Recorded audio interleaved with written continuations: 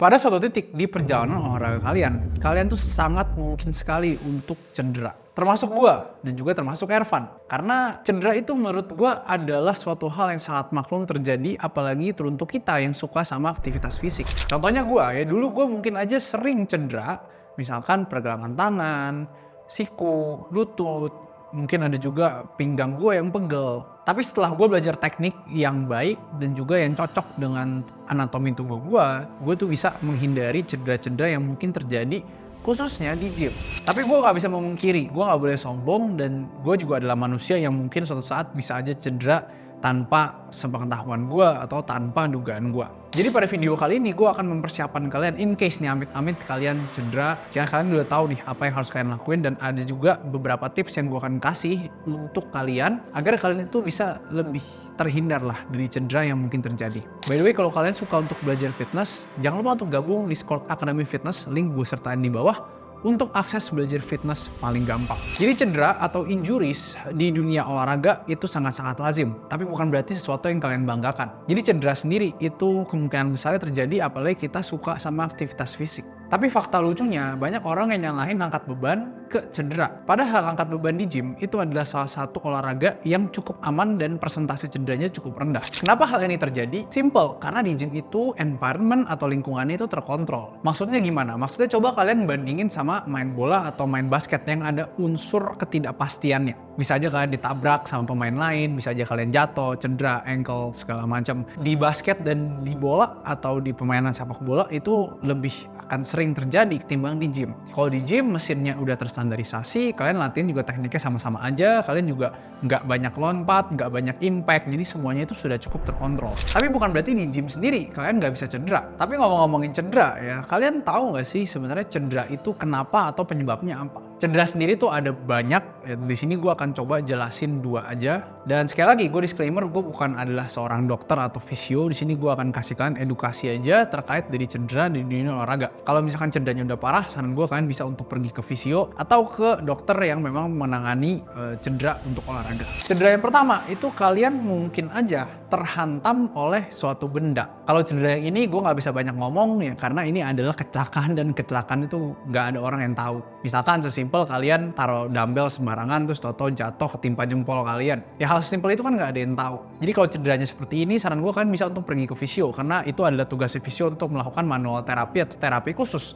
untuk bagian tubuh kalian yang cedera seperti ini. Yang kedua, itu adalah cedera yang mungkin lebih sering kalian lihat di gym, yaitu adalah cedera overuse. Jadi cedera overuse ini itu mungkin aja terjadi karena repetisi gerakan yang terlalu banyak yang kalian lakukan dengan jangka waktu yang panjang, atau juga cedera-cedera yang mungkin kalian lakukan karena kalian melampaui kapasitas atau toleransi kalian. Misalkan bisa jadi kapasitas range of motion atau jalur sendi ya, atau juga mungkin ada juga kapasitas angkatan kalian. Bukan berarti ketika kalian ngelakuin 2 hal tadi ya, keluar dari ROM dan juga keluar dari kapasitas angkatan terus tiba-tiba kalian langsung cedera. Bisa jadi itu adalah akumulasi dari yang kalian lakukan di sesi-sesi yang sebelumnya. Tapi jangan takut, karena hal ini itu sebenarnya bisa kalian manage atau kalian kurangi kemungkinannya dengan cara kalian manajemen beban dan manajemen kelelahan yang baik. Kalau misalkan kita udah terlanjur cedera, itu bagaimana? Jadi kita perlu ngerti sedikit lah tentang rehab, ya apa yang kita harus lakukan ketika kita sedang cedera dan gimana cara kita recover dengan lebih cepat. Fakta yang kalian harus tahu adalah beberapa cedera yang ringan banget, contohnya misalkan strain pada lower back, ataupun pegel-pegel ya, atau ya intinya adalah sesuatu yang gak gitu parah, itu sebenarnya bisa sembuh dengan sendirinya. Beda cerita dengan cedera yang cukup parah, itu menurut gue baru silahkan kalian ke dokter. Tapi biasanya kayak di gym itu misalkan kalian let's say kesleo lah dikit ya, itu menurut gue nggak gitu serius. Jadi tips yang pertama atau langkah yang pertama itu pergi ke fisio. Ya gue nggak bisa bilang oh kalian diagnosa sendiri, nggak bisa. Jadi kalian harus datang ke memang orang yang kompeten di bidangnya. Ketika kalian udah dilakukan manual terapi nih, jika memang perlu. Nah itu baru kita masuk ke step kedua. Step kedua ya, atau lanjutan dari step yang pertama, atau kalau misalkan memang cederanya nggak parah, yaitu adalah istirahatkan dulu nih otot atau bagian tubuh yang memang cedera tadi. Jadi misalkan kalau kalian pinggangnya sakit ketika deadlift ya, kalian jangan deadlift dulu, apalagi dengan intensitas yang berat. Ketika kalian udah menunggu, udah kasih waktu untuk istirahat mungkin beberapa minggu, ya itu kalian bisa untuk mulai latihan. Tapi kalau yang pertama, step pertama yang gue saranin adalah naikkan dulu nih variabilitas dari sendi dan pergerakan kalian. Jadi maksudnya adalah perlahan kalian bisa latihan full range of motion lagi dari apa yang kalian biasa lakukan dengan intensitas beban yang rendah. Sekali lagi, gue garis bawahi intensitas beban yang rendah. Kenapa kok kita nggak bisa langsung angkat beban aja gitu? Ngapain sih harus kita restore lagi range of motionnya, bukannya itu nanti datang sendiri ya? Jawabannya adalah sebenarnya nggak sesimpel itu. Karena lucunya, misalkan kita ambil kasus ankle strain atau cedera flexio pada pergelangan kaki. Jadi di sini gue akan kasih kalian 2 studi ya yang terhubung sebenarnya. Jadi lucunya ketika kita lihat orang yang ankle strain atau yang kesleo itu akan kehilangan variabilitas khususnya pada bagian ankle, khususnya ankle dorsiflexion. Nah, pada studi yang lainnya, jika kita lihat ankle dorsiflexion, ternyata kita bisa mempredik. Jadi kita bisa lihat orang-orang yang variabilitas ankle dorsiflexion itu kurang bagus, mereka itu akan cenderung lebih gampang untuk kena cedera ankle strain. Jadi ini kayak 2 hal yang mempengaruhi satu sama lain, dan kalau misalkan kalian nggak recover atau nggak melatih range of motion kalian ya, 2 hal ini ya akan terjadi terus gitu dan terulang.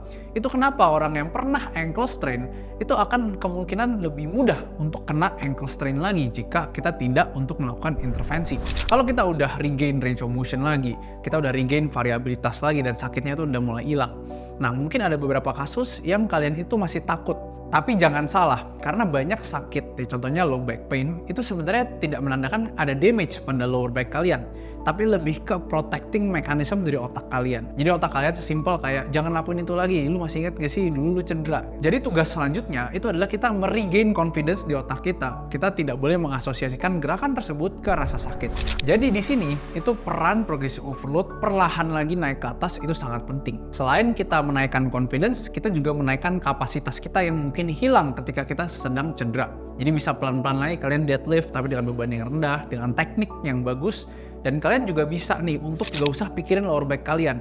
Misalkan fokus ke bagian lain, kencengin lats, atau mungkin foot reference kalian nginjak di bagian kaki yang mana. Karena kebanyakan orang yang overthink itu mereka mikirin lower back mereka, akhirnya lower back mereka beneran kerasa dan sakit. Jadi itu pentingnya kita belajar teknik dan juga cue atau petunjuk yang lain. Yang keenam itu adalah gunakan variasi lain yang lebih nyaman. Misalkan dulu kalian ngelakuin low bar squat, mungkin aja kalian bisa ganti dulu sementara ke front squat. Tujuannya apa? Misalkan kalian terbiasa untuk ngeload posterior chain kalian, mungkin ide yang baik kalian bisa share load tersebut ke paha depan kalian. Jadi ketika kalian front squat atau front loaded squat, contohnya Zercher atau mungkin goblet, di situ kalian bisa untuk memberikan beban lebih banyak ke lutut. Jadi kalian bisa untuk nge-share loadnya, nggak semuanya selalu ada di bagian hip kalian. Cedera umum yang ada di gym itu sebenarnya sekali lagi bisa kalian hindari, apalagi yang poin kedua yang udah gue sebutin, yaitu adalah overuse injury. Jadi ada 2 hal yang mau gue bahas, itu adalah manajemen beban dan juga manajemen kelelahan. Poin pertama yang penting itu progressive overload, jangan kalian lakukan terlalu agresif. Gue tahu kalian mau hit PR, gue tahu kalian mau mock meet, kalian mau powerlifting dengan beban seberat-beratnya, tapi biasain untuk kalian planning lebih jauh. Kenapa? Karena terlalu agresif itu justru menaikkan kemungkinan kalian untuk cedera. Karena secara logis ya, badan kita mungkin belum siap sama beban tersebut, kita paksain, ya akhirnya ya cedera. Jadi jika kita udah mengaplikasikan progressive overload dengan lebih panjang, ditambah lagi dengan poin kedua, yaitu adalah berlatih teknik yang optimal, maka itu sebenarnya udah mengurangi cukup banyak kemungkinan kalian untuk cedera. Tinggal poin yang ketiga. Jadi setelah kalian udah manage beban, setelah kalian udah belajar teknik, yang ketiga yang juga penting itu adalah manajemen kelelahan. Jadi biasanya beberapa cedera itu terjadi karena mungkin kalian latihan intensitasnya biasa, tapi padahal hari itu kalian sedang capek atau fatigue levelnya lagi tinggi atau fitness levelnya lagi turun. Di situ ada juga kemungkinan teknik breakdown, kemungkinan kalian juga toleransinya intinya nggak sebagus itu. Jadi always aware, always beware akan tingkat level fatigue kalian atau tingkat kelelahan kalian. Kalau misalkan kalian hari itu memang lagi capek banget, kalian udah coba dan rasanya kok berat banget ya, jangan dipaksa lagi untuk naik. Apalagi misalkan badan kalian udah nunjukin tanda-tanda nih, misalkan lower back kalian udah mulai kram, ya kan, chest kalian udah mulai sakit, siku kalian udah mulai nggak enak. Kalian jangan terlalu istilahnya punya ego tinggi untuk naikin lagi bebannya. Ya biasanya yang gue saranin ke atlet-atlet gue ataupun ke klien gue adalah coba dulu untuk stay atau turunin. Jadi jangan kita terlalu agresif untuk selalu naikin beban. Jangan kalian lakuin 3 hal itu aja, gue yakin cedera itu nggak akan dengan gampang datang ke kalian. Ya tinggal kalian banyak-banyak berdoa aja ya. Jangan sampai tiba-tiba ketimbang dumbbell gitu kan, itu udah beda cerita lah. Jadi itu video terkait gimana caranya kita bisa untuk recover dan juga mencegah cedera. Akhir kata, gue Leonix Jaya, gue harap video ini bisa membantu banyak orang. Sampai jumpa lagi di video yang selanjutnya.